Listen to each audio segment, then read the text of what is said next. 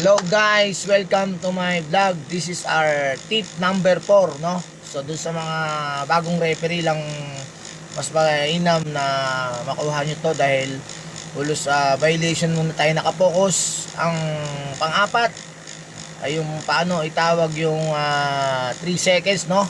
According to sa article 26 natin, mga kapitos.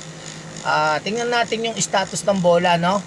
Doon sa mga tumatawag ng 3 seconds. Kapag siya ay na-release na o tinira na, kahit na siya ay pa 3 seconds na, ay pwede mo na siyang isak mo na yung whistle, no? Let go na yon, mga kapitos, no? Pero kapag siya ay ang status ng bola ay pinasa pa, then blow your whistle. Peak 3 seconds, then direction of play. Okay? So thank you guys. I hope may nakuha uli kayong bagong tip. God bless and be safe always.